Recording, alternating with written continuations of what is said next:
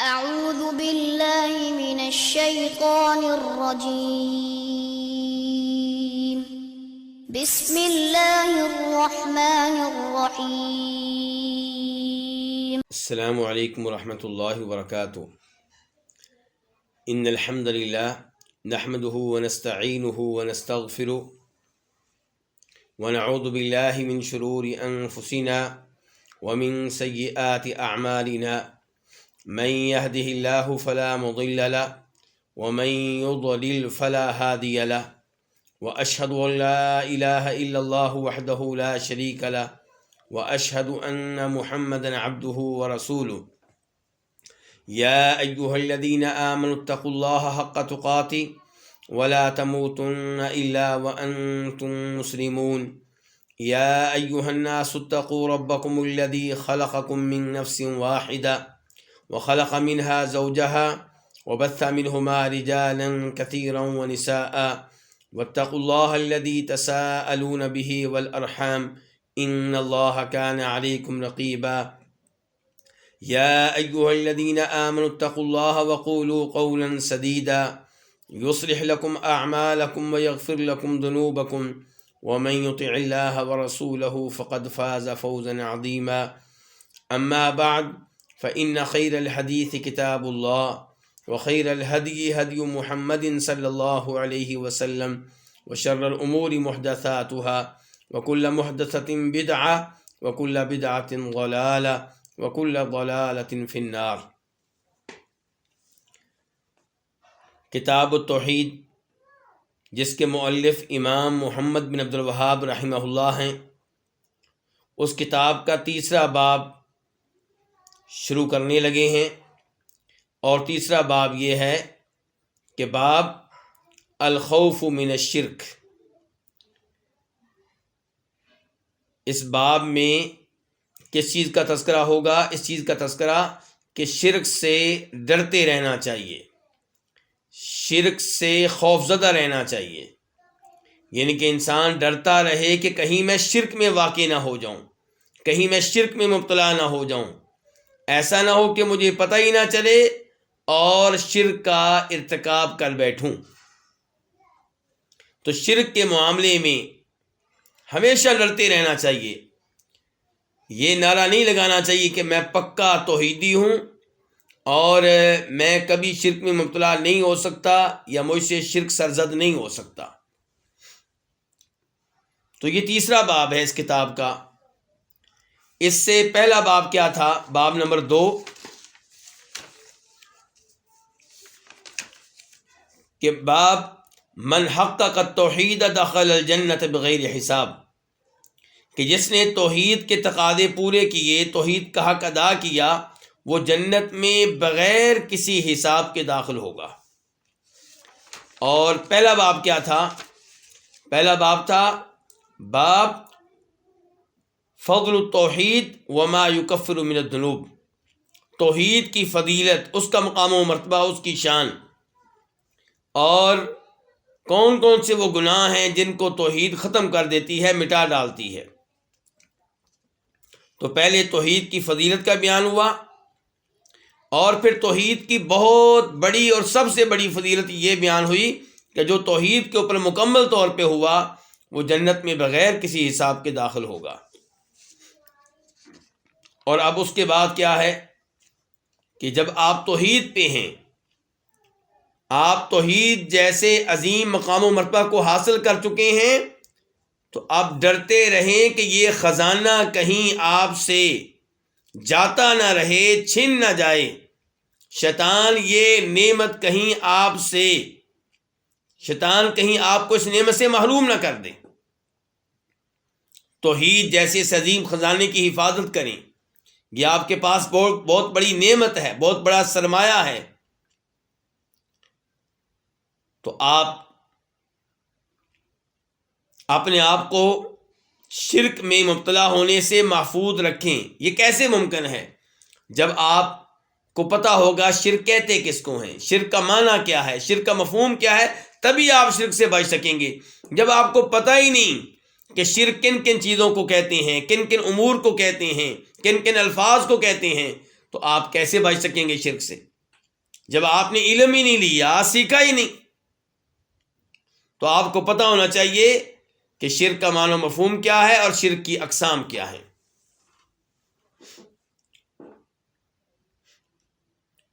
اس کے بعد امام صاحب کہتے ہیں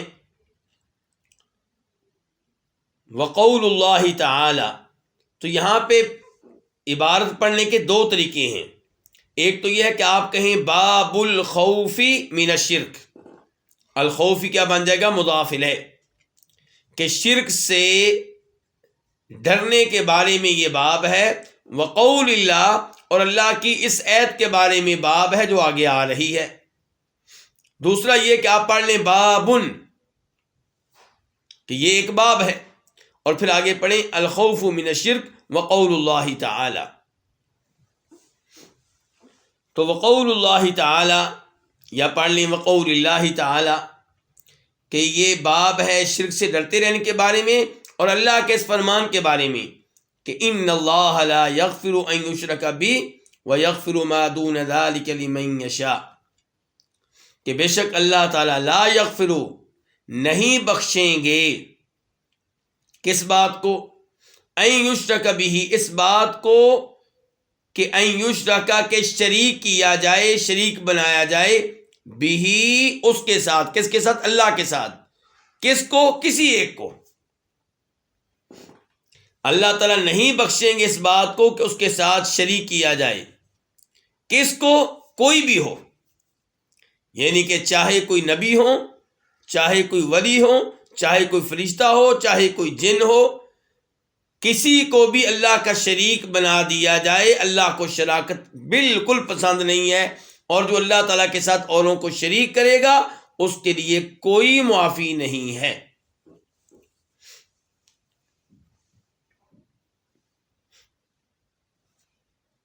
وَيَغْفِرُ مَا دُونَ ذَلِكَ، اور وہ بخش دے گا، ما دون ذالک، جو اس کے علاوہ ہے۔ کس کے علاوہ؟ شرک کے علاوہ، یعنی کہ جو گناہ شرک کے علاوہ ہے، لمن یشاء،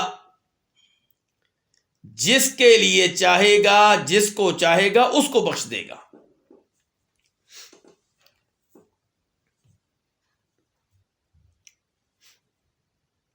سب سے پہلے اللہ نے کہا کہ ان اللہ لا یغفر، کہ اللہ تعالیٰ نہیں بخشیں گے ان یشرک بہ، اس بات کو کہ اللہ تعالیٰ کے ساتھ کسی اور کو شریک کیا جائے۔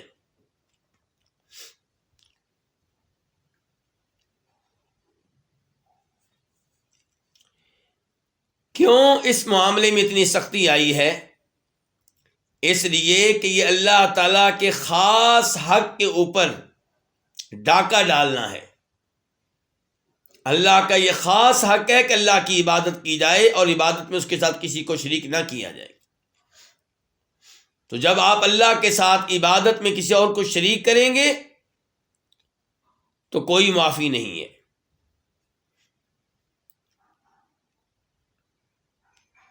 اس سے پتہ چلا کہ شرک سب سے بڑا گناہ ہے، کیونکہ باقی تمام گناہوں کے بارے میں کہا جا رہا ہے کہ اگر شرک نہ ہو، دیگر گناہ ہوں تو اللہ چاہیں گے تو معاف کر دیں گے، چاہیں گے تو عذاب دیں گے، لیکن شرک کے بارے میں بتا دیا کہ اگر کوئی شرک کرے گا تو اس کے لیے کوئی معافی نہیں ہے۔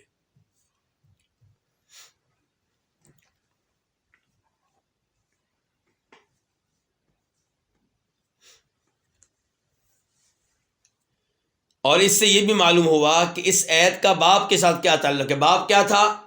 شرک سے ڈرتے رہنا، شرک کے بارے میں ٹینشن لینا کہ کہیں میں شرک میں واقع نہ ہو جاؤں۔ تو آیت واقعی ڈرا رہی ہے ایمان والوں کو شرک میں واقع ہونے سے، کیونکہ اللہ تعالیٰ کہہ رہے ہیں کہ اگر میرے ساتھ کسی کو شریک کیا تو کوئی معافی نہیں ہے۔ جہاں تک تعلق ہے دیگر گناہوں کا، بدکاری کا، چوری کا، ڈاکے کا، سود کا، تو وہاں اللہ چاہیں گے تو معاف کر دیں گے اور چاہیں گے تو معاف نہیں کریں گے۔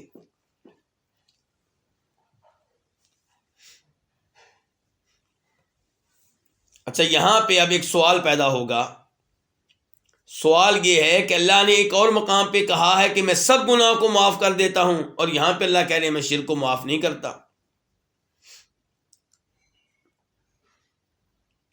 وہ کون سی آیت ہے جس میں اللہ نے کہا ہے کہ میں تمام گناہوں کو معاف کر دیتا ہوں؟ وہ ہے سورہ زمر آیت نمبر 53 قل، آپ کہہ دیں، اللہ کے رسول علیہ الصلوۃ والسلام سے اللہ رب العزت کہہ رہے ہیں قل، آپ کہہ دیں، آپ بتا دیں، آپ وعدے کر دیں، یا عبادی الذین اسرفوا علی انفسہم، اے میرے وہ بندو جو اپنے اوپر گناہ کر کر کے زیادتیاں کر چکے ہیں، حد سے آگے نکل چکے ہیں، لا تقنطوا من رحمت اللہ، تمہارے گناہ جتنے بھی ہوں اللہ کی رحمت سے مایوس نہیں ہونا۔ ان اللہ یغفر الذنوب جمیعا، بے شک اللہ تعالیٰ تمام گناہوں کو معاف کر دیتا ہے، انہ هو الغفور الرحیم، بے شک وہ بہت بخشنے والا نہایت رحم کرنے والا ہے۔ اب اس آیت میں جو ہمارے پاس ہے سورہ نساء کی آیت نمبر 48 اس میں کہا جا رہا ہے کہ شرک اگر کوئی کرے گا تو کوئی معافی نہیں ہے۔ سورہ زمر میں کہا جا رہا ہے سب گناہ معاف ہو سکتے ہیں۔ اب عام آدمی یہ سمجھے گا کہ شاید دونوں آیتوں میں ٹکراؤ ہے، دونوں کا مفہوم ایک دوسرے کے خلاف ہے۔ حقیقت میں ایسا کچھ نہیں ہے۔ کیونکہ سورہ نساء میں تذکرہ ہو رہا ہے اس شخص کا جو فوت ہوا اس حال میں کہ شرک کر رہا تھا، شرک سے توبہ نہیں کی، کفر سے توبہ نہیں کی اور فوت ہو گیا۔ اور سورہ زمر میں جب اللہ تعالیٰ کہہ رہے ہیں میں تمام گناہوں کو معاف کر دیتا ہوں، تو اس سے مراد یہ ہے کہ اگر آپ فوت ہونے سے پہلے ایمان لے آئیں، کفر و شرک سے توبہ کر لیں، تو اللہ تعالیٰ سب گناہوں کو معاف کرنے والا ہے۔ تو سورہ نساء میں تذکرہ ہے اس آدمی کا جو شرک پہ فوت ہو گیا، اور سورہ زمر میں تذکرہ ہے اس آدمی کا جس نے فوت ہونے سے پہلے توبہ کر لی، کفر سے بھی شرک سے بھی۔ اور یہ جو میں نے گزارش کی ہے کہ دو آیتوں کا مفہوم یہ ہے، اس کی تائید اس حدیث سے بھی ہوتی ہے جسے امام بخاری روایت کرتے ہیں جناب عبداللہ ابن عباس رضی اللہ تعالیٰ عنہما سے، کہ نبی کریم صلی اللہ علیہ وسلم کے پاس کفار آئے، مشرکین آئے، کہنے لگے آپ جو باتیں کرتے ہیں، جس دین کی دعوت دیتے ہیں بڑا اچھا دین ہے، لیکن جو گناہ ہم نے کیے ہیں کیا وہ مٹ جائیں گے، وہ ختم ہو جائیں گے اگر ہم اس دین کو قبول کر لیں، اگر ہم ایمان لے آئیں؟ عبداللہ ابن عباس کہتے ہیں یہ وہ لوگ تھے جنہوں نے زمانے کفر میں قتل کیا، کئی لوگوں کو قتل کیا، قتل کرنے کے معاملے میں حد سے آگے نکل گئے، بدکاری میں مبتلا ہوئے، بدکاری میں حد سے آگے نکل گئے، ایک بار نہیں کئی بار بدکاریاں کی۔ تو اب یہ فکر مند ہیں اپنے ان گناہوں کے بارے میں، تو ان کے بارے میں یہ آیت نازل ہوئی سورہ زمر کی آیت نمبر 53 نمبر، کہ ان اللہ یغفر الذنوب جمیعا، کہ میرے بندو تم نے گناہ کیے ہیں، بہت کیے ہیں، لیکن اللہ کی رحمت سے مایوس نہیں ہونا، اللہ تمام گناہوں کو معاف کر دیتا ہے۔ تو اس سے پتہ چلا سورہ زمر ان لوگوں کے بارے میں ہے جو کلمہ پڑھنا چاہتے ہیں، دین قبول کرنا چاہتے ہیں، زندہ ہیں، حیات ہیں، ان سے کہا جا رہا ہے کلمہ پڑھ لو، ایمان لے آؤ، توحید کو قبول کر لو، تمہارے سارے گناہ ختم ہو جائیں گے۔ اور سورہ نساء میں تذکرہ ہو رہا ہے اس آدمی کا جو شرک کے اوپر فوت ہوتا ہے، خبردار کیا جا رہا ہے کہ اگر شرک کے اوپر موت آ گئی، فوت ہونے سے پہلے آپ لوگوں نے شرک سے توبہ نہ کی، کوئی معافی نہیں ہے۔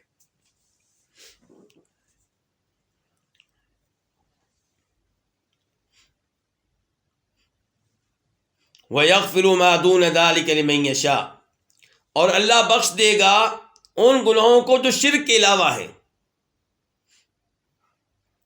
ہر ایک کو نہیں، فرمائے گا لمن یشاء، جن کو اللہ چاہے گا۔ اس کا مطلب یہ ہے کہ جو توحید پہ فوت ہوا، شرک پہ نہیں تھا، توحید پہ تھا، لیکن توحید کے ساتھ ساتھ کئی گناہوں کا ارتکاب کیا، چوریاں کیں، ڈاکے ڈالے، بدکاریاں کیں، کیا حکم ہے اس کا؟ اللہ تعالیٰ کہہ رہے ہیں کہ اس کا معاملہ میری مشیت کے تحت ہے، میں چاہوں گا تو معاف کر دوں گا اور چاہوں گا تو عذاب دوں گا، لیکن یہ آدمی بالآخر جنت میں جائے گا، کیونکہ توحید پہ ہے، ایمان پہ ہے، مسلمان ہے، مومن ہے۔ یہ جو آخری الفاظ ہیں کہ شرک کے علاوہ، کفر کے علاوہ دیگر گناہ کرنے والے، انہیں اللہ چاہے گا تو معاف کر دے گا، چاہے گا تو عذاب دے گا، اس سے پتہ چلا کہ خوارج کا اور معتزلہ کا عقیدہ غلط ہے، جو کہتے ہیں کہ کبیرہ گناہوں سے توبہ نہ کی، کبیرہ گناہ کرتے کرتے بغیر توبہ کے فوت ہو گئے، تو جو اس حال میں فوت ہوگا پکا جہنمی ہے۔ خوارج کہتے ہیں وہ کافر ہے، مسلمان نہیں ہے، اور معتزلی کہتے ہیں اسلام سے نکل گیا، کفر میں داخل نہیں ہوا، لیکن جائے گا جہنم میں، دونوں کے نزدیک جائے گا جہنم میں، ہمیشہ جہنم میں رہے گا۔ جبکہ اللہ تعالیٰ کہہ رہے ہیں کہ شرک کے علاوہ دیگر گناہوں کا مرتکب اللہ چاہیں گے تو معاف کر دیں گے، چاہیں گے تو عذاب دیں گے۔ تو خوارج کا عقیدہ غلط ہے، اور آج یہ عقائد ہمارے معاشرے میں موجود ہیں۔ آپ یہ نہ سمجھا کریں کہ عقائد موجود نہیں ہیں۔ ہمارے اسلامی معاشروں میں اسلامی انقلاب کا نعرہ لگانے والے، اسلامی تحریکیں چلانے والے عام طور پہ یہی سوچ رکھتے ہیں، حکمران کافر، فوج کے لوگ کافر، پولیس کے لوگ کافر، سب کافر۔ کیونکہ جی سود لیتے ہیں، کیونکہ عوام کے حقوق پہ ڈاکہ ڈال رہے ہیں۔ تو کہنے کا مطلب یہ ہے کہ کبیرہ گناہوں کا ارتکاب کرنے کی وجہ سے اپنے اپنے حکمرانوں کو، اپنے اپنے مسلمان فوجیوں کو، پولیس والوں کو کیا سمجھا جا رہا ہے؟ کافر سمجھا جا رہا ہے۔ ایسا نہیں ہونا چاہیے۔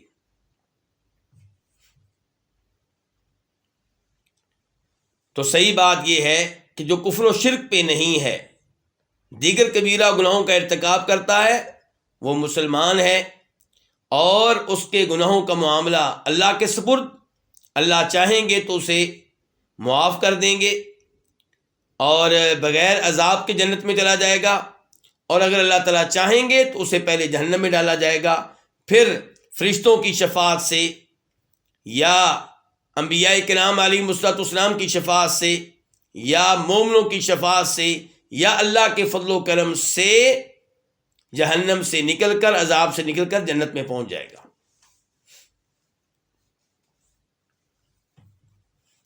یہ اللہ نے جو کہا ہے کہ شرک کرنے والے کے لیے معافی نہیں ہے، اس سے مراد کون سا شرک ہے؟ کیا اس سے مراد شرک اکبر ہے یا شرک اصغر ہے؟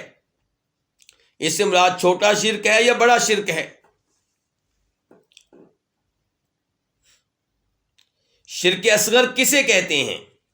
شرک اکبر کون سا ہوتا ہے؟ شرک اکبر وہ جس کا ارتکاب کرنے والا ہمیشہ ہمیشہ کے لیے جہنم میں جائے گا، وہ کافر ہے اور اس کے لیے کوئی معافی نہیں ہے اگر وہ شرک اکبر پہ فوت ہوا۔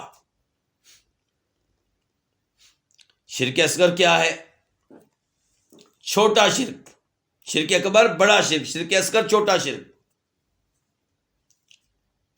اور اس سے مراد ہر وہ شرک ہے جس کا تذکرہ نصوص میں آیا، احادیث میں آیا، جس کو شرک قرار دیا گیا، لیکن غور کیا جائے تو وہ شرک اکبر تک نہیں پہنچتا۔ کیسے پتا چل گیا جی آپ کو کہ شرک اکبر تک وہ نہیں پہنچتا؟ خود حدیث میں وضاحت آ گئی کہ شرک اصغر ہے، جیسا کہ ریاکاری ہے، نماز پڑھنا اور اس لیے کہ لوگ مجھے حاجی نمازی کہیں، یا کسی حدیث میں شرک کا تذکرہ آیا لیکن اس کے اوپر الف لام داخل نہیں ہے، الشرک نہیں ہے، شرک ہے بس، تو وہاں سے بھی معلوم ہو جاتا ہے کہ یہ شرک اصغر مراد ہے، شرک اکبر مراد نہیں ہے۔ یا کوئی اور قرینہ ہوتا ہے، کوئی اور علامت ہوتی ہے جسے پتہ چل جاتا ہے کہ اس حدیث میں جس شرک کا تذکرہ آیا ہے وہ شرک اصغر ہے، شرک اکبر نہیں ہے۔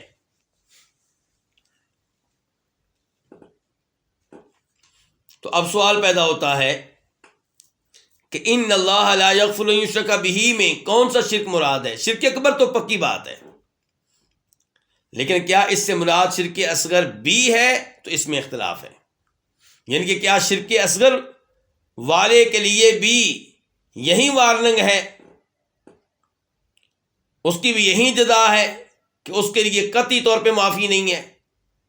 تو صحیح بات یہ ہے کہ اس سے مراد شرک اکبر ہے، شرک اصغر کے معاملے میں اتنی بڑی سزا نہیں ہے۔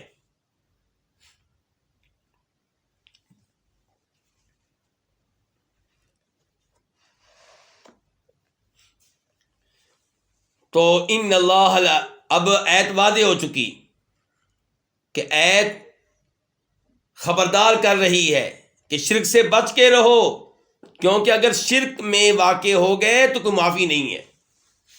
آپ لوگوں نے دیکھا ہوگا کہ جہاں پہ آپ رہتے ہیں وہاں اگر کرنٹ ہو، بجلی ہو، کہربا ہو، تو کئی دفعہ سائن بورڈ پہ لکھا ہوتا ہے وارننگ، خبردار، دھیان سے آگے نہیں جانا، قریب نہیں جانا، آگے کیا ہے؟ کرنٹ ہے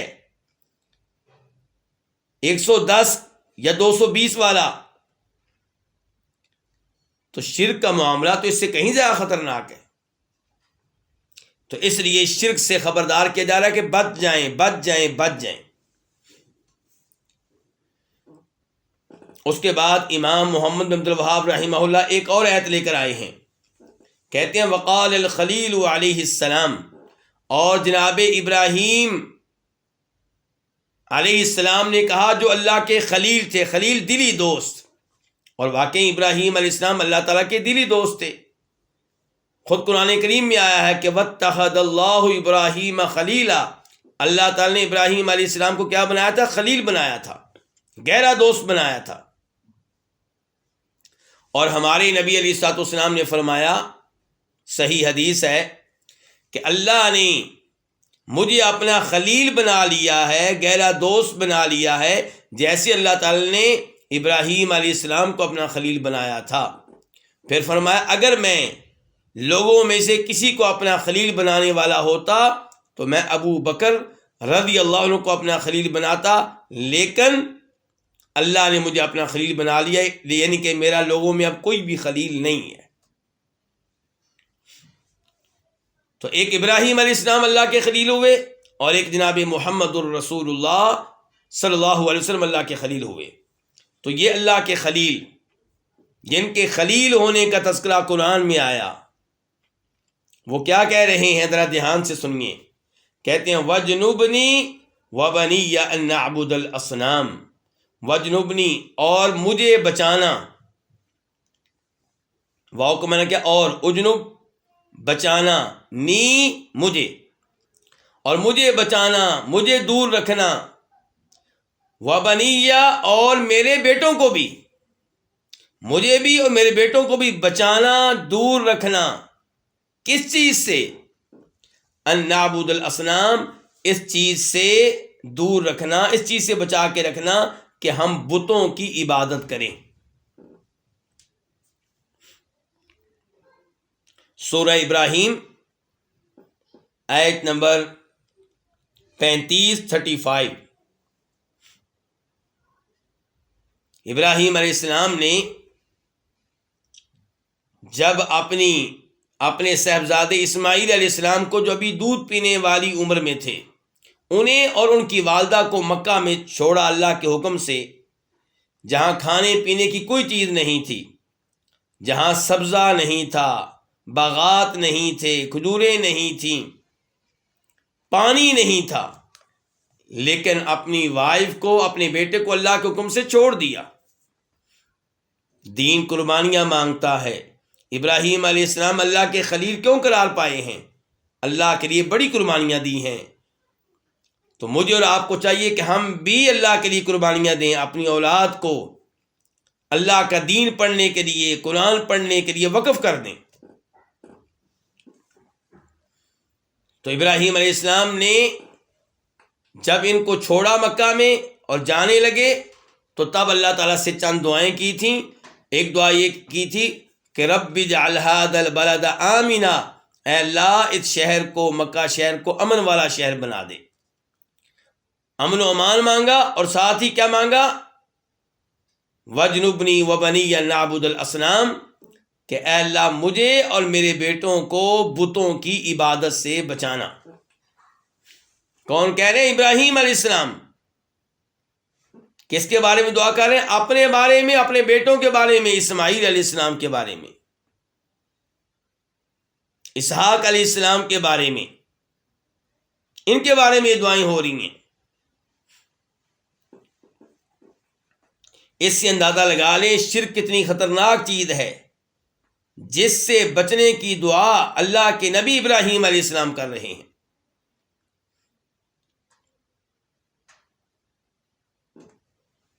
میں اور آپ اللہ رب العزت سے دعائیں کرتے ہیں اپنی اولاد کے لیے۔ کیا دعائیں ہماری؟ یا اللہ ان کو رزق حلال دینا، یا اللہ ان کو ڈاکٹر بنا دے، یا اللہ ان کو انجینئر بنا دے، یا زیادہ سے زیادہ یا اللہ ان کو قرآن کا حافظ بنا دے، دین کا عالم بنا دے۔ لیکن یہ خاص کہ یا اللہ مجھے اور میری اولاد کو شرک سے بچا کے رکھنا۔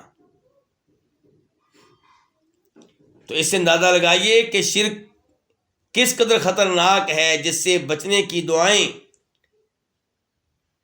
موحدین کے امام، اہل توحید کے امام جناب ابراہیم علیہ السلام کر رہے ہیں، نبیوں کے باپ۔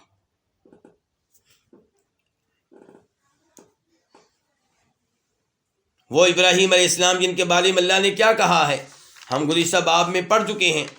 ان ابراہیم کان امۃ قانتا للہ حنیفا ولم یکن من المشرکین، سورہ نحل آیت نمبر 120 120، کہ ابراہیم علیہ السلام کیا تھے؟ اپنی ذات میں انجمن تھے، ایک امت تھے، ہمیشہ اللہ کی اطاعت کرنے والے تھے، یکسو تھے، صرف توحید کے اوپر تھے، دائیں بائیں نہیں تھے، اور مشرکین میں سے نہیں تھے۔ وہ اللہ سے دعا کر رہے ہیں کہ اللہ مجھے اور میرے بیٹوں کو بتوں کی عبادت سے بچانا۔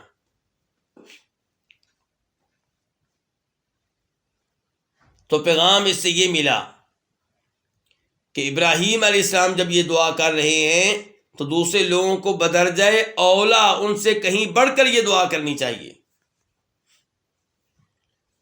اچھا، اصنام کس کو کہتے ہیں؟ اصنام صنم ان کی جمع ہے۔ ایک لفظ ہوتا ہے اوثان، وثن کی جمع، اور ایک ہے لفظ اصنام، صنم کی جمع۔ تو اصنام یعنی کہ صنم کس کو کہتے ہیں، اوثان یعنی کہ وثن کس کو کہتے ہیں، دونوں میں فرق کیا ہے؟ تو صنم وہ ہے جس کی اللہ کے علاوہ عبادت کی جائے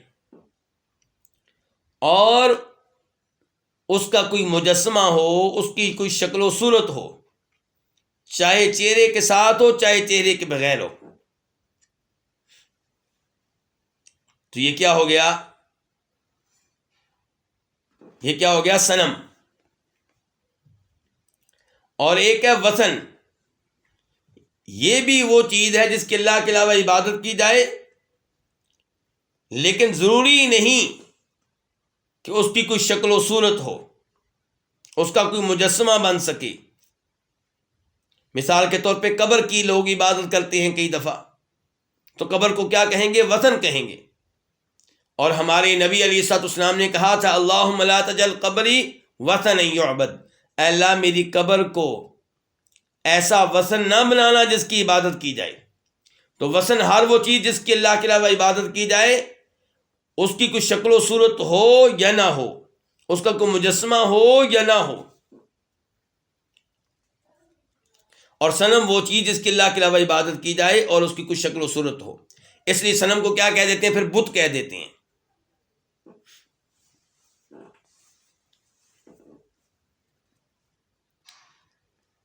یہاں پہ اللہ نے کہا ہے کہ ابراہیم علیہ السلام نے کہا کہ اے اللہ مجھے اور میرے بیٹوں کو، بیٹوں سے مراد کون سے بیٹے ہیں؟ حقیقی بیٹے یا ان کی نسل میں جو بھی آئندہ آئے؟ تو کچھ علماء کرام نے کہا ہے کہ اس سے مراد حقیقی بیٹے ہیں، اور جن کا یہ موقف ہے کہ بیٹوں سے مراد حقیقی بیٹے ہیں، پھر وہ یہ کہتے ہیں کہ اللہ نے ابراہیم علیہ السلام کی دعا قبول کی، اور نہ وہ شرک میں مبتلا ہوئے بذات خود، اور نہ ان کے بیٹے شرک میں مبتلا ہوئے، بلکہ خود بھی لوگوں کو شرک سے روکتے رہے، توحید کی دعوت دیتے رہے، اور ان کے بیٹے بھی یہی کام کرتے رہے۔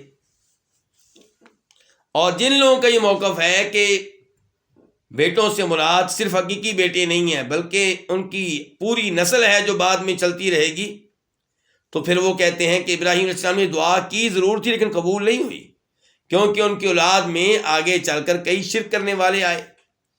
مثال کے طور پہ اہل مکہ یہ ابراہیم علیہ السلام کی نسل میں سے تھے، اور نبی علیہ السلام کے زمانے میں عام طور پہ شرک میں مبتلا تھے۔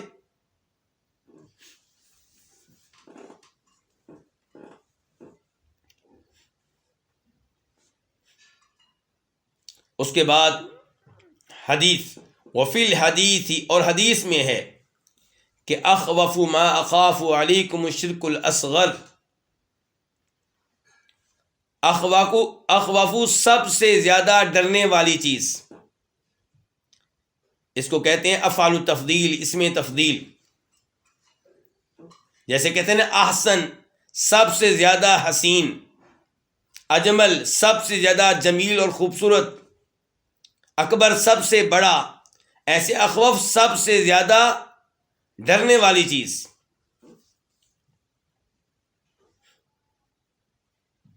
ما اخافو جن سے میں ڈرتا ہوں، ما وہ چیزیں، اخافو کہ میں ڈرتا ہوں، یعنی کہ وہ چیزیں جن کے بارے میں مجھے خطرہ ہے، علیکم تم سے، یعنی کہ وہ چیزیں جن کے بارے میں مجھے خطرہ ہے کہ تم ان میں واقع ہو سکتے ہو، ان کا ارتکاب کر سکتے ہو، تم سے وہ سرزد ہو سکتی ہیں۔ تو ما اخاف علیکم وہ چیزیں جن کے بارے میں میں تم سے ڈرتا ہوں، ان میں سے سب سے زیادہ ڈرنے والی چیز، سب سے زیادہ ڈرنے والی چیز کیا؟ اخوف، یہ معنی اس کا ہو گیا، اخاف میں ڈرتا ہوں، یہ واحد متکلم فعل مضارع ہے۔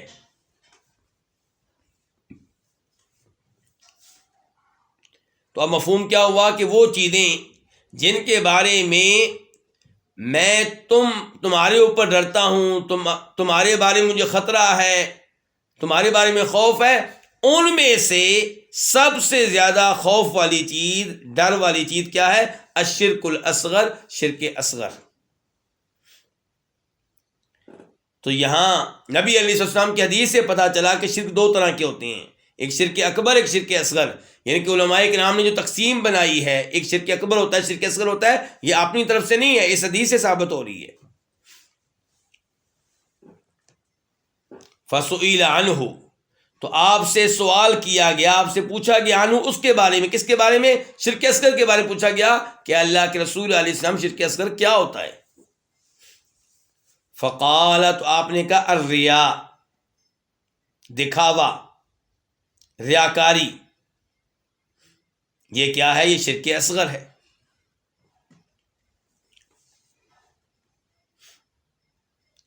تو کیا شرک اصغر صرف ریاکاری کو کہتے ہیں؟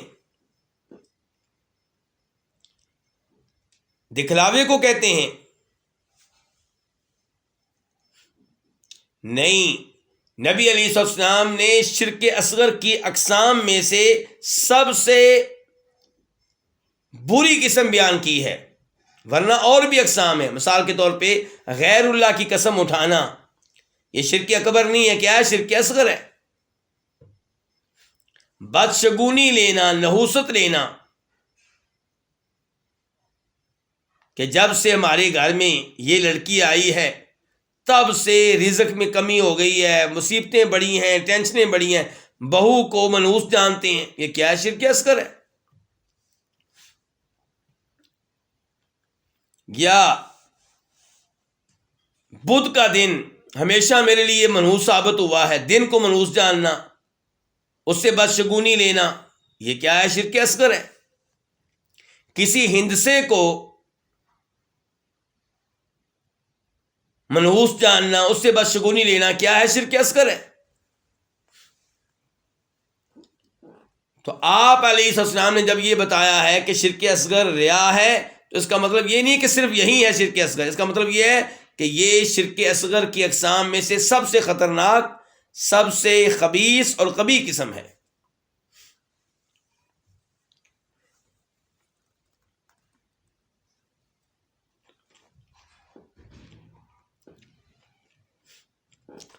شرک اصغر کو شرک خفی بھی کہا گیا، مخفی قسم کا شرک، پوشیدہ قسم کا شرک. اور شرک اصغر کا یہ نام، شرک خفی مخفی قسم کا شرک، یہ اس حدیث میں آیا ہے جسے امام ابن ماجہ بھی روایت کرتے ہیں، اور اس کا نمبر ہے 4204، 4204، اور اس کو شیخ البانی رحمہ اللہ نے قابل قبول حدیث قرار دیا ہے. 4204 یہ حدیث میں آپ کے سامنے رکھتا ہوں.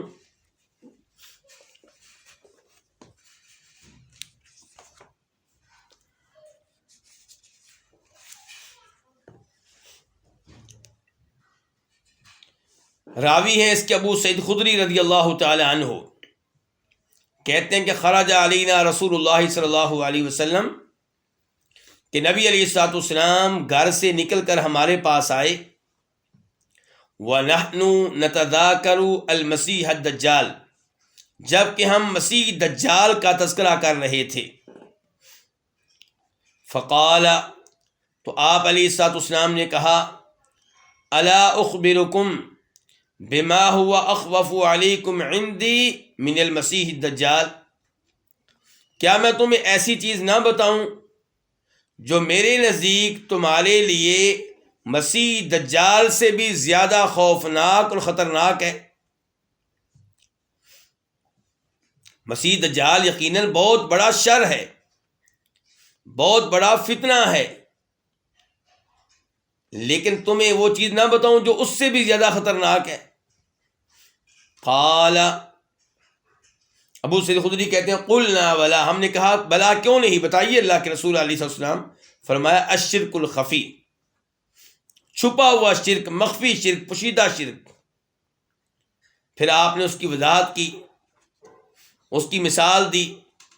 ان یقوم الرجل یصلی، کہ کوئی آدمی نماز پڑھنے کھڑا ہوتا ہے، فیزین صلاتہ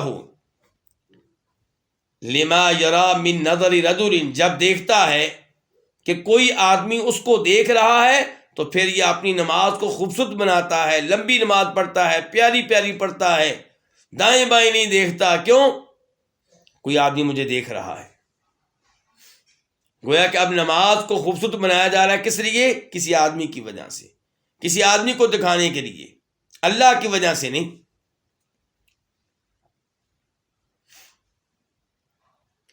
تو یہ چیز جو ہے یہ دجال کے فتنے سے بھی زیادہ خطرناک ہے. کیوں؟ کیونکہ دجال تو کھلا دشمن ہے، اس کا کفر واضح ہے، لیکن ریاکار کا یہ عمل بظاہر نیکی ہے. دیکھنے والا سمجھے گا بڑی پیاری نماز پڑھ رہا ہے اللہ تعالیٰ کے لیے،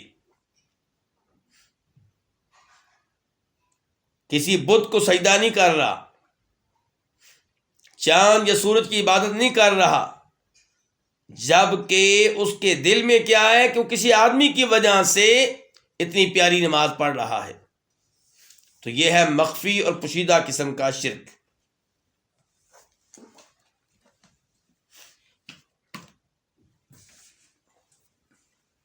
اور اس کو شرک السرائر بھی کہا گیا ہے.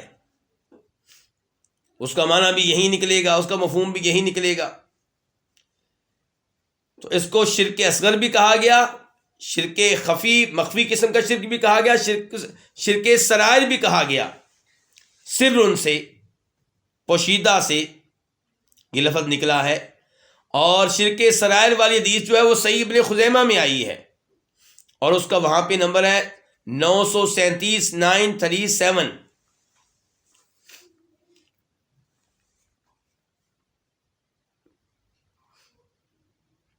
تو اب پتہ چل گیا ہمیں کہ لوگوں کو دکھانے کے لیے نماز پڑھنا یہ کیا ہے؟ شرک ہے، اور شرک اصغر ہے۔ اب اعمال میں جو ریاکاری ہوتی ہے اس کے اثرات کیا ہیں؟ کسی نے ریاکاری کے ساتھ کوئی عمل کیا، دکھاوے کے طور پہ کیا، اب اس کے عمل کا بنے گا کیا؟ تو علماء کرام کہتے ہیں کہ دیکھنا ہوگا جس عمل میں اس نے دکھاوا کیا ہے، ریاکاری اختیار کی ہے، وہ عمل کیسا ہے؟ وہ متصل قسم کا عمل ہے یا منفصل قسم کا، منقطع قسم کا؟ ایک عمل ہوتا ہے متصل، جیسے نماز ہے، 4 رکعتیں متصل ہیں، الگ الگ نہیں ہیں۔ اور ایک ہوتا ہے عمل منفصل، مثال کے طور پہ آپ 1000 روپیہ لے کر نکلے ہیں غریبوں کو دینے کے لیے، 100 روپیہ ایک کو دیا، دوسرا 100 روپیہ دوسرے فقیر کو، تیسرا تیسرے کو، یہ عمل کیا ہو گیا؟ منفصل ہو گیا، الگ الگ ہو گیا۔ جو دوسرے فقیر کو دیا اس کا پہلے فقیر کو دینے سے کوئی تعلق نہیں ہے۔ تو جب عمل ہو آپ کا کیسا؟ منقطع قسم کا، تو اس میں اگر ریاکاری آ جائے تو نقصان اسی عمل کے اسی حصے کو ہوگا جس میں ریاکاری تھی، دوسرے حصے کو نقصان نہیں ہوگا۔ 1000 روپیہ لے کر آپ نکلے تھے، 100 روپیہ دیا 10 آدمیوں کو، 900 کو دیتے ہوئے دل میں اخلاص تھا، اللہ کو راضی کرنا مقصود تھا، جنت لینا مقصود تھا، جہنم کی آگ سے بچنا مقصود تھا۔ ایک کو دیتے ہوئے ذہن میں یہ بات آئی کہ جس کو دے رہا ہوں یہ میرے بارے میں کہے گا بڑا یہ اچھا آدمی ہے، یا جن کو پتہ چلے گا جو دیکھ رہے ہیں وہ کہیں گے بڑا اچھا آدمی ہے، تو یہ 100 روپیہ والا جو 100 روپیہ ہے 1000 میں سے، یہ عمل جو ہے باطل ہے، یہ غلط ہے، یہ گناہ ہے، لیکن باقی جو 900 روپیہ دیا ہے وہ عمل ٹھیک ہے۔ لیکن کیا یہ تقسیم ہم نماز میں کر سکتے ہیں؟ نہیں، نماز کی ہر رکعت دوسرے کے ساتھ متصل ہے، جڑی ہوئی ہے، الگ الگ نہیں ہے۔ تو وہاں پہ کیا حکم ہوگا؟ اگر تو آغاز سے ہی ریاکاری مقصود ہے، دکھلاوا مقصود ہے، تو وہ عمل باطل ہے۔ مسجد میں آئے، 2 رکعتیں پڑھنے لگے تھے، دیکھا مسجد میں کوئی چودھری صاحب بیٹھے ہوئے ہیں، محلے کے معزز آدمی بیٹھے ہوئے ہیں، تو کہا بہت اچھا ہوا، یہ بھی دیکھ لیں گے کہ میں نمازی ہوں، میں کتنا نیک آدمی ہوں۔ تو اللہ اکبر جب کہا، شروع سے ہی ریاکاری مقصود ہے، تو یہ نماز باطل ہے، اور ایسے آدمی کو چاہیے کہ وہ نماز کو توڑے اور نئے سرے سے اخلاص کے ساتھ نماز پڑھے۔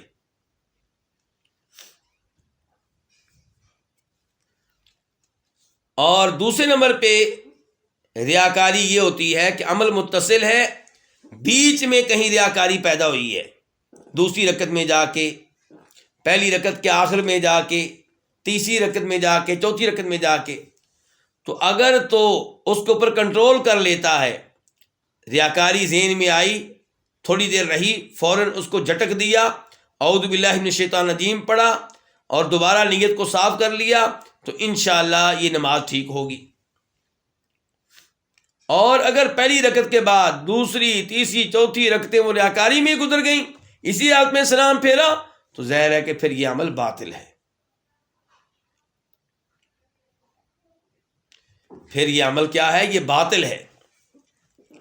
تو کہنے کا مطلب یہ ہے کہ اپنے آپ کو شرک اصغر سے بھی بچائیے، اور یہ حدیث تو صاف صاف باپ کے ساتھ مناسبت رکھتی. باپ کیا تھا؟ شرک سے ڈرتے رہنا.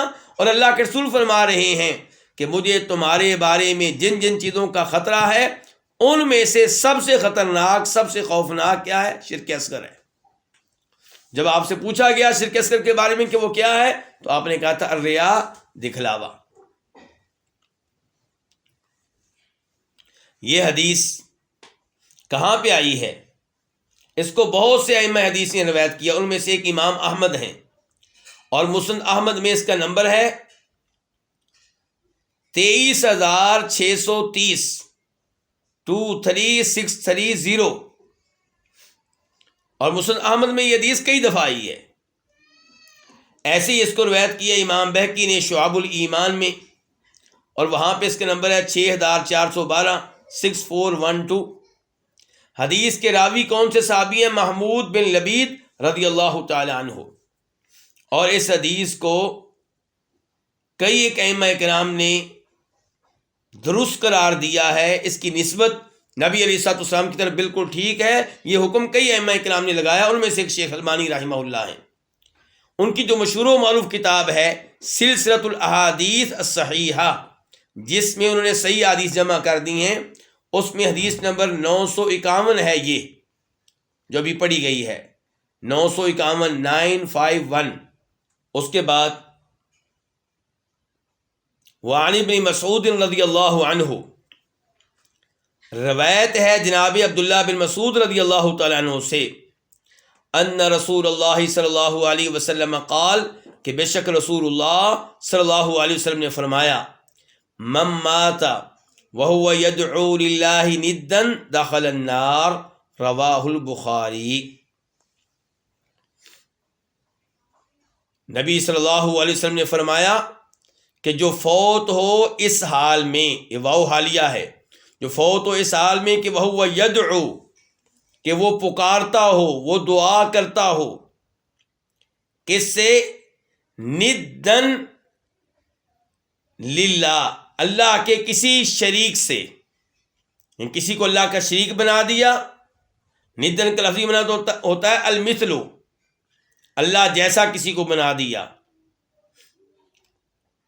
تو جو فوت ہو جائے اس حال میں کہ وہ دعا کرتا ہو، وہ پکارتا ہو اللہ کے کسی شریک کو، داخل النار، تو ایسا شخص جہنم میں داخل ہوگا، آگ میں داخل ہوگا. اس حدیث کو روایت کیا کس نے؟ امام بخاری نے. اور نمبر ہے وہاں پہ اس کا 4497 4497.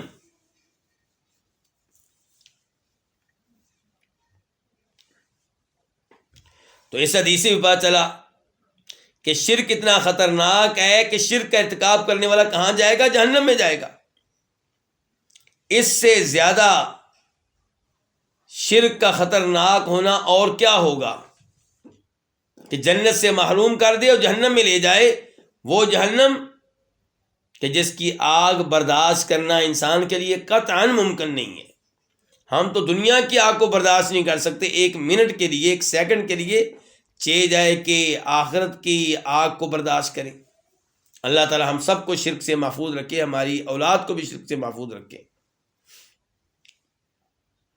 تو حدیث کے الفاظ کیا ہے کہ جو فوت ہوا اس حال میں کہ وہ اللہ تعالیٰ کے کسی شریک کو پکارتا تھا، تو اس سے پتہ چلا کہ جو فوت ہونے سے پہلے شرک سے توبہ کر لے اس کا یہ حکم نہیں ہے. جہنم میں داخل کون ہوگا؟ جو غیر اللہ سے دعائیں کرتے ہوئے فوت ہو جائے، اس عقیدے پہ فوت ہو جائے. تو یہاں پہ لفظ کیا بولا گیا؟ وَهُوَ يَدْعُو، وہ پکارتا ہو، وہ دعائیں کرتا ہو. آپ نے دیکھا ہوگا کہ بہت سے لوگ کلمہ پڑھتے ہیں لیکن اس کے ساتھ ساتھ فوت شدہ بزرگوں کو پکارتے ہیں، ان سے دعائیں کرتے ہیں. یا تو صاف صاف کہیں گے کہ اے ولی ہمیں بیٹا دے، ہمیں شفا دے، ہمیں رزق دے، ہمیں مشکلات سے نکال. نبی علیہ الصلوۃ والسلام سے کہا جاتا ہے، جناب علی سے کہا جاتا ہے، جناب حسین سے کہا جاتا ہے، سیدہ فاطمہ سے کہا جاتا ہے، شیخ عبد القادر جیلانی رحمہ اللہ سے ایسے الفاظ کہے جاتے ہیں، پاک و ہند کے جو بڑے بڑے دربار اور مزار ہیں وہاں پہ جو لوگ فوت شدہ ہیں، مدفون ہیں، ان کو مخاطب کر کے کہا جاتا ہے۔ تو یہ کیا ہے؟ یہ ان سے دعا ہے۔ اور کچھ لوگ جو اپنے آپ کو توحید پہ سمتے ہیں اور سمتے ہیں کہ ہم شرک سے دور ہیں، وہ کیا کرتے ہیں؟ وہ قبر والے سے براہ راست بیٹا نہیں مانگتے، رزق نہیں مانگتے، شفا نہیں مانگتے، کہتے ہیں کہ یہ کام تو اللہ ہی کرتا ہے، لیکن وہ کیا کہیں گے؟ قبر والے سے کہیں گے آپ اللہ سے ہمیں یہ لے کر دیں، آپ اللہ سے ہمارے لیے اس معاملے میں رابطہ کریں، آپ ہمارے اللہ کے درمیان کیا بن جائیں؟ وسیلہ بن جائیں۔ تو وسیلے کے نام پہ، شفاعت کے نام پہ، واسطے کے نام پہ قبر والے سے دعا کر رہے ہیں۔ تو دعا تو ہو گئی، پکارا تو گیا اس کو۔ اور جب ایسے لوگوں کو منع کیا جاتا ہے، کہتے ہیں آپ اپنی بیگم کو نہیں پکارتے، آپ نہیں کہتے کہ بیگم روٹی لے کر آ، کھانا لے کر آ، پانی لے کر آ۔ تو گزارش یہ ہے کہ جو زندہ ہو، موجود ہو، اسے پکارنا اس معاملے میں جو معاملہ وہ حل کر سکتا ہو، جس معاملے کو حل کرنے کی طاقت اللہ نے انسانوں کو دے رکھی، اس میں کوئی حرج نہیں ہے۔ یہ قرآن کریم سے ثابت ہے، نبی علیہ السلام کی حدیث سے ثابت ہے، صحابہ کرام ایک دوسرے سے تعاون لیتے تھے۔ اللہ نے کہا ہے وَتَعَاوَنُوا عَلَى الْبِرِّ وَالتَّقْوَىٰ، ایک دوسرے سے تعاون کرو نیکی کے معاملے میں، تقویٰ کے معاملے میں۔ اللہ تعالیٰ نے قرآن میں کہا ہے فَاسْتَغَاثَهُ الَّذِي مِن شِيعَتِهِ عَلَى الَّذِي مِنْ عَدُوِّهِ، کہ موسیٰ علیہ السلام سے مدد مانگی، موسیٰ علیہ السلام کو مدد کے لیے پکارا۔ کس نے؟ اس آدمی نے جو بنی اسرائیل میں سے تھا، اس آدمی کے خلاف مدد کے لیے پکارا جو فرعون کی قوم میں سے تھا۔ تو موسیٰ علیہ السلام نے اپنی قوم کے آدمی کی، چونکہ اس پہ ظلم کیا جا رہا تھا، مدد کی، اور یہ نہیں کہا کہ تو نے مجھے پکارا ہے تو شرک کیا ہے، کیونکہ زندہ موسیٰ علیہ السلام کو پکارا گیا تھا، اور اس مسئلے میں جس مسئلے میں مدد کر سکتے تھے۔ لیکن جب آپ کسی فوت شدہ کو پکارتے ہیں، وہ فوت شدگان جن کے بارے میں اللہ یہ کہتا ہے کہ وَمَا أَنْتَ بِمُسْمِعٍ مَّن فِي الْقُبُورِ، کہ جو بھی قبروں میں ہیں انہیں آپ اپنی آواز نہیں سنا سکتے۔ اللہ تعالیٰ کہتے ہیں اِنَّكَ لَا تُسْمِعُ الْمَوْتَىٰ، فوت شدگان کو آپ اپنی آواز میں نہیں سنا سکتے، چاہے جائے کہ وہ نفع و نقصان کے مالک ہوں۔ اللہ تعالیٰ کہتے ہیں اموات غیر احیاء، وہ فوت ہو چکے ہیں، زندہ نہیں ہیں۔ وما یشعرون ایان یبعثون، انہیں نہیں پتا کہ انہیں کب اٹھایا جائے گا، انہیں تو یہ بھی نہیں پتا۔ تو اب بھی آپ ان کو پکاریں، اس کا مطلب یہ ہے کہ آپ ان کو غیبی طاقتوں کا مالک سمجھتے ہیں اللہ تعالیٰ کی طرح، یعنی کہ آپ یہ عقیدہ رکھتے ہیں کہ جیسے اللہ مجھے نظر نہیں آ رہا، اللہ بظاہر موجود نہیں ہے، لیکن وہ مجھے دیکھ رہا ہے، میری آواز سن رہا ہے، میرے حالات کو جانتا ہے، میرے سینے کی باتوں کو جانتا ہے، اسے پکاروں تو میری مدد کرے گا، اور وہ میری مدد کرنے پہ قادر ہے چاہے نظر نہ آئے۔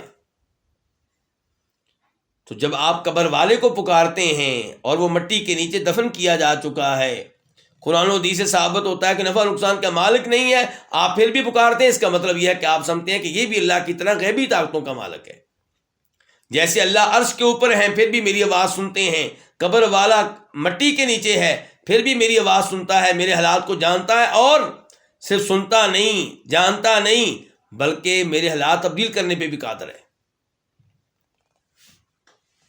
تو اسی لیے دعا کو کیا قرار دیا گیا؟ شرک قرار دیا گیا جب آپ یہ دعا اللہ کے علاوہ کسی اور سے کریں۔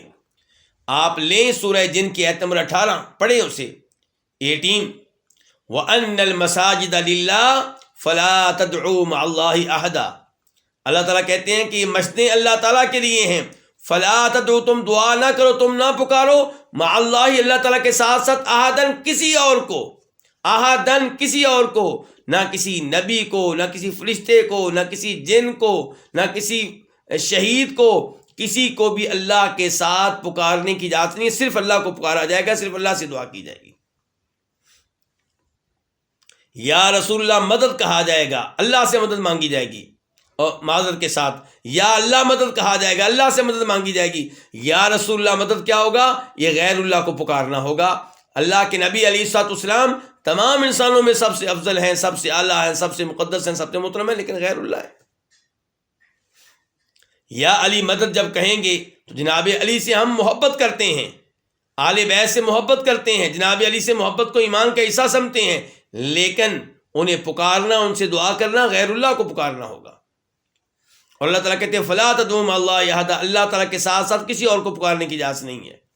اور آگے چلیں سورہ جن کی آیت نمبر 20، وہاں پہ اللہ تعالیٰ کہتے ہیں قل، اے نبی علیہ السلام آپ بیان کریں اپنا عقیدہ، آپ وعدے کریں یہ بات کیا کہ انما ادعو ربی ولا اشرک بہ احدا، سوائے اس کے نہیں میں اپنے رب سے دعا کرتا ہوں اور اس کے ساتھ کسی کو شریک نہیں کرتا۔ ان کے دعا جب بھی کرتا ہوں رب سے، دعا یہ عبادت ہے، اس عبادت میں کسی اور کو میں شریک نہیں کرتا۔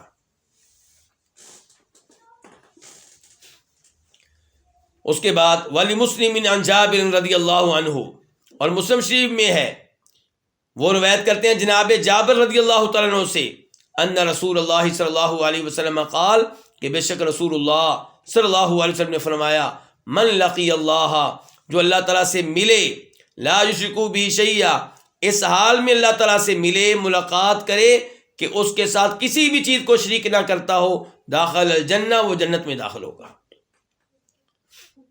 اللہ سے ملاقات ہر ایک کی ہونی ہے، آخرت پہ ہم سب کا ایمان ہے، جس کا اس پہ ایمان نہیں وہ مسلمان نہیں ہے۔ تو اللہ سے ملاقات اگر اس حال میں ہوئی کہ آپ اللہ کے ساتھ کسی چیز کو شریک نہیں کرتے تھے تو جنت میں جائیں گے۔ اب جنت میں جائیں گے اس کا ایک مطلب یہ ہے کہ بغیر حساب کے، بغیر عذاب کے، اور اس کے بارے میں آپ پڑھ چکے ہیں کہ 70,000 لوگ بغیر حساب بغیر عذاب کے جنت میں جائیں گے، اور یہ وہ ہوں گے جو توحید کا حق ادا کر دیں گے۔ اور یا پھر اللہ تعالیٰ کے ساتھ کسی اور کو شریک نہ کرنے والا جنت میں جائے گا، لیکن ابتدائی حساب ہوگا، سخت حساب نہیں، آسان حساب، یعنی کہ بتایا جائے گا تو نے یہ بھی گناہ کیے، یہ بھی گناہ کیے، یہ بھی گناہ کیے، اور پھر اللہ معاف کر دیں گے، بغیر عذاب کی جنت میں جائے گا۔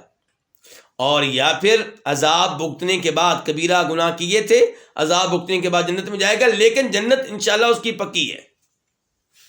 تو من لقی اللہ، جو اللہ تعالیٰ سے ملاقات کرے، ملے اس حال میں کہ اللہ تعالیٰ کے ساتھ کسی بھی چیز کو شریک نہ کرتا ہو، شیئن، کسی بھی چیز کو، نہ کسی نبی کو، نہ کسی فرشتے کو، نہ جن کو، نہ درخت کو، نہ پتھر کو، نہ قبر کو، تو داخل الجنہ، وہ آدمی جنت میں داخل ہوگا۔ ومن لقیہ، اور جو اللہ سے ملے، یشرک بشیء، اس حال میں کہ اللہ تعالیٰ کے ساتھ کسی اور چیز کو شریک کرتا رہا ہو، داخل النار، یہ آدمی جہنم میں داخل ہوگا۔ تو اس آخری حصے سے پتہ چلا کہ شرک کتنا خطرناک ہے۔ جو شرک کا ارتکاب کرے گا، شرک اسے کہاں لے کر جائے گا؟ جہنم میں لے کر جائے گا۔ اب آئیے فیہ مسائل، اس باب میں کیا مسائل ہیں، کیا کیا مسئلے معلوم ہوئے۔ الاولی، پہلا مسئلہ، الخوف من الشرک، کہ شرک سے ڈرتے رہنا چاہیے، شرک سے ڈرنا، یہ پہلا مسئلہ معلوم ہوا۔ اور یہ معلوم ہو رہا ہے ان آیات سے بھی جو اس باب میں آئی ہیں، اور ان احادیث سے بھی جو اس باب میں آئی ہیں۔ الثانیہ، دوسرا مسئلہ جو معلوم ہو رہا ہے، ان الریاء من الشرک، کہ ریاکاری شرک میں سے ہے۔ یہ مسئلہ کہاں سے معلوم ہوا؟ اس باب کی پہلی حدیث سے، کہ اللہ کے رسول علیہ السلام نے فرمایا کہ مجھے تمہارے بارے میں سب سے زیادہ جس چیز کا خطرہ ہے وہ شرک اصغر ہے۔ اور جب پوچھا گیا کہ شرک کیا ہے تو آپ نے کہا تھا ریاکاری، دکھاوا۔ تو دوسرا مسئلہ کیا پھر؟ ان الریاء من الشرک، کہ ریا جو ہے یہ شرک میں سے ہے۔ الثالث، تیسرا مسئلہ، کہ انہ من الشرک الاصغر، کہ یہ جو ہے، یعنی کہ ریا، دکھاوا، یہ شرک اصغر میں سے ہے، یعنی کہ شرک اکبر نہیں ہے۔ بالکل یہی بات ہے۔ اور شرک اصغر، اس کے بارے میں راجح قول یہ ہے کہ شرک اصغر کا ارتکاب کرنے والا ہمیشہ ہمیشہ کے لیے جہنم میں نہیں جائے گا۔ جہنم میں ڈالا بھی گیا تو کسی نہ کسی دن جہنم سے نکال کے اسے جنت میں بھیج دیا جائے گا، کیونکہ شرک اصغر ہے، اکبر نہیں ہے۔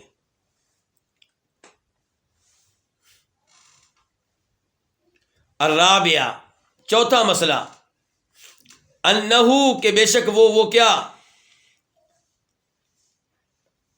ریا، دکھاوا، انہو اخوف ما یخاف منہ علی الصالحین، کہ یہ ریا جو ہے، یہ دکھاوا جو ہے، ان چیزوں میں سے جن سے ڈرا جاتا ہے نیک لوگوں کے معاملے میں، ان چیزوں میں سے سب سے زیادہ خوفناک ہے.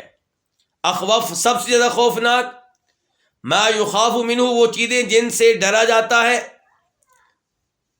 جن سے ڈر لگتا ہے.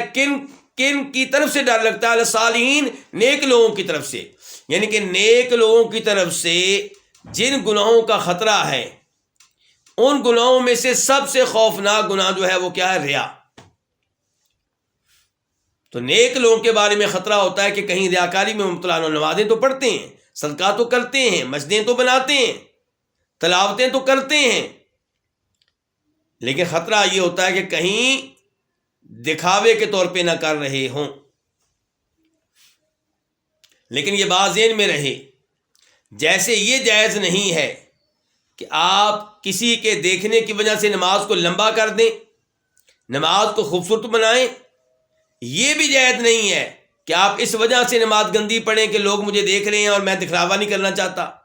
نماز اس وجہ سے آپ مختصر کر دیں کہ لوگ دیکھ رہے ہیں اور میں دکھاوا نہیں چاہتا. نہیں، آپ اپنے معمول کے مطابق نماز پڑھیں. شیطان حملہ کرے گا، نیت کو خراب کرے گا. آپ اعوذ باللہ من الشیطان الرجیم پڑھ کے بائیں جانب 3 بار پھونکیں.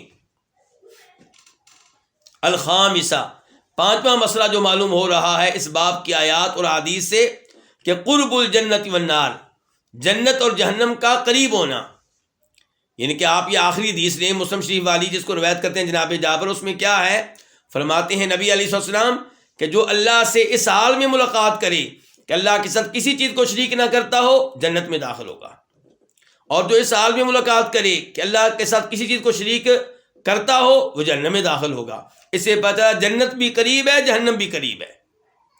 اگر عقیدے پہ، صحیح عقیدے پہ رہیں گے،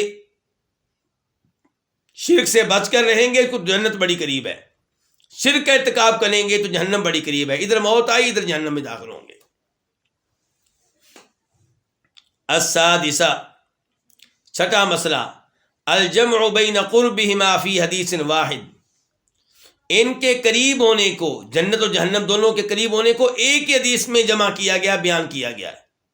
الجمع جمع کر دیا گیا، بین قربہما ان دونوں کے قریب ہونے کو، جنت جہنم کے قریب ہونے کو، فی حدیث واحد ایک ہی حدیث میں. کون سی حدیث؟ وہی حدیث جابر.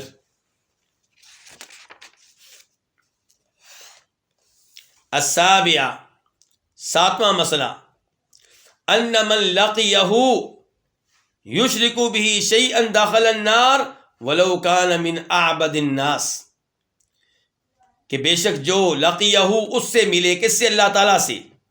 جو اللہ تعالیٰ سے ملے، یشرک بہ شیئا اس حال میں کہ اللہ کے ساتھ کسی بھی چیز کو شریک کرتا ہو، داخل النار وہ جہنم میں داخل ہوگا، اگرچہ وہ ہو لوگوں میں سے، عبادت کرنے والوں میں سے سب سے بڑھ کر عبادت کرنے والا،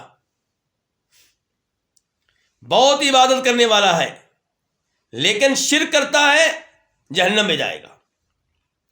سب نمازیں ضائع، سب روزے ضائع، سب تلاوتیں ضائع، سب اذکار ضائع. شرک کتنا خطرناک ہے.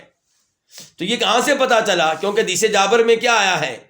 آخری حصہ، ومن لقیہ، اور جو یعنی کہ کوئی بھی ہو، سب سے زیادہ عبادت کرنے والا ہو یا کم عبادت کرنے والا، کوئی بھی ہو، ومن لقیہ جو بھی اللہ سے ملے، من عموم کے لیے ہے، اس حال میں کہ اللہ کے ساتھ کسی چیز کو شریک کرتا ہو، داخل النار وہ جہنم میں داخل ہوگا.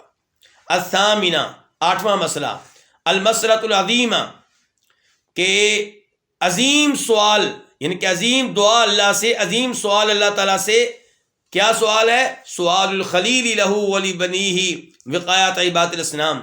عظیم ترین سوال خلیل علیہ السلام کا سوال کرنا، لہو اپنے لیے، ولبنی اپنے بیٹوں کے لیے. کیا سوال کرنا اللہ سے؟ بتوں کی عبادت سے بچنے کا سوال. وقایا بچنا، الاصنام بت. تو بہت یہ عظیم سوال ہے، اس کو اہمیت دیں گے، آپ بھی اپنی عادت بنائیں اس کو.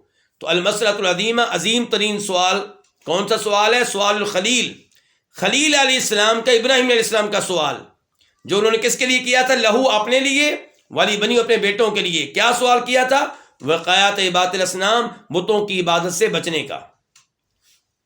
اور وہی وجنبنی وبنی ان نعبد الاصنام سے یہ معلوم ہوا. آگے التاسیہ، 9واں مسئلہ، اعتبارہ بحال الاکثر، ابراہیم علیہ السلام کا عبرت حاصل کرنا اکثریت کی حالت کو دیکھ کر، اکثریت کی حالت کو دیکھ کے ابراہیم علیہ السلام نے عبرت حاصل کی. یہ کہاں سے پتہ چلا؟ لقولہ، کیونکہ اللہ تعالیٰ کہتے ہیں لقولہ، کیونکہ ابراہیم علیہ السلام کہتے ہیں ربی انہن اضللن کثیرا من الناس. یہ سورہ ابراہیم آیت نمبر کون سی ہے؟ 36. پہلی جو دعا تھی وہ کون سی آیت تھی؟ آیت نمبر 35. تو ابراہیم علیہ السلام نے جب یہ کہا نا کہ اے اللہ مجھے اور میرے بیٹوں کو بتوں کی عبادت سے بچانا، اس کے بعد یہ بھی کہا تھا ربی، اے میرے رب، انہن، بے شک ان بتوں نے، اضللن کثیرا، بہت سے لوگوں کو گمراہ کر دیا ہے. اضللن کثیر من الناس، بہت سے لوگوں کو گمراہ کر دیا ہے. تو جب ابراہیم علیہ السلام نے دیکھا کہ بتوں نے ایک دنیا کو گمراہ کر دیا، شرک میں مبتلا کر دیا، توحید سے معلوم کر دیا، تو ابراہیم علیہ السلام نے عبرت حاصل کی اور اپنے لیے اور اپنی اولاد کے لیے دعا کی کہ یا اللہ ہمیں اس جرم سے بچانا، اس گمراہی سے بچانا، اس سے محفوظ رکھنا. تو اس سے پتہ چلا کہ اکثریت کو دیکھ کر ان کے نقش قدم پہ نہیں چلنا چاہیے، بلکہ جب آپ دیکھیں کہ اکثریت شرک کر رہی ہے، بدعات کا ارتکاب کر رہی ہے، تو آپ عبرت حاصل کریں، اللہ سے دعا کریں یا اللہ مجھے اس جرم سے بچا. العاشرہ، 10واں مسئلہ، فیہ تفسیر لا الہ الا اللہ، کہ اس میں لا الہ الا اللہ کی تفسیر ہے. یعنی کہ ابراہیم علیہ السلام نے جو یہ کہا ہے کہ یا اللہ مجھے اور میری اولاد کو بتوں کی عبادت سے بچا، تو اس میں تفسیر ہے لا الہ الا اللہ. اللہ کا یہی مطلب ہوتا ہے کہ اللہ کے علاوہ کوئی معبود برحق نہیں، یعنی کہ جہاں اللہ کی عبادت ہوگی وہاں غیر اللہ کی عبادت کا انکار ہوگا، طاغوت کی عبادت کا انکار ہوگا. تو اس میں تفسیر ہوگی لا الہ الا اللہ کی کہ یہ جو ابراہیم علیہ السلام نے کہا ہے یہی ہے مطلب کس کا؟ لا الہ الا اللہ کا. فیہ تفسیر، اس میں تفسیر ہے، وضاحت ہے لا الہ الا اللہ کی، کما ذکر البخاری، جیسا کہ یہ بات ذکر کی ہے امام بخاری نے. الحادی عشرہ، 11واں اور آخری مسئلہ، فضیلت من سلم من الشرک، فضیلت اس آدمی کی جو شرک سے محفوظ رہا. تو اس کی فضیلت کہاں بیان ہوئی ہے؟ یہ دیکھ لیں آپ حدیث جابر، اس کا پہلا حصہ کہ جو اللہ سے ملے اس حال میں کہ اللہ کے ساتھ کسی چیز کو شریک نہ کرتا ہو، وہ کہاں جائے گا؟ جنت میں جائے گا. تو یہ فضیلت ہے اس آدمی کی جو شرک سے بچ گیا. تو فضیلت من سلیم، اور شخص کی جو سلامت رہا، محفوظ رہا کس سے؟ شرک سے. تو یہ بڑا عظیم باب تھا، عظیم آیات، عظیم احادیث، اور پتہ چلا کہ شرک کتنا خطرناک ہے. مجھے اور آپ کو چاہیے کہ اپنے آپ کو، اپنے بچوں کو، اپنے رشتہ داروں کو، محلہ داروں کو شرک کی خوفناکی سے، خطرناکی سے آگاہ کریں، اور خود بھی بچ کے رہیں، ان کو بھی بچانے کی کوشش کریں، اور پڑھیں، معلومات لیں کون کون سے اقوال شرک ہیں، کون کون سے اعمال شرک ہیں، کون کون سی عادات شرک ہیں، تاکہ پتہ ہوگا کہ یہ چیزیں شرک ہے، پھر ہی بچ سکیں گے. ورنہ کتنے ہی لوگ ہیں جو شرکی الفاظ کہہ دیتے ہیں جبکہ ان کو پتہ بھی نہیں ہوتا کہ میں شرک کر رہا ہوں. اللہ تعالی ہم سب کو شرک سے محفوظ رکھے. اور انشاءاللہ کل کے درس میں ملاقات ہوگی کتاب الفوائد کے ساتھ، اور آپ کتابوں کا اہتمام کریں، اور کتاب التوحید اپنے سامنے رکھا کریں، لکھا کریں، رشتہ داروں کو یہ حدیث سنائیں، دوستوں کو سنائیں، اور یہ پیغام عام کریں، اور اس درس میں لوگوں کو شریک ہونے کی دعوت بھی دیں، لنک ان تک پہنچائیں. جو شریک ہوا آپ کی وجہ سے آپ کو اجر و ثواب ملے گا، نہ شریک ہوا آپ نے اس کو دعوت دی، ترغیب دی، اس پہ اجر و ثواب ملے گا. وصلی اللہ تعالی علی نبینا محمد وعلی آلہ وصحبہ اجمعین.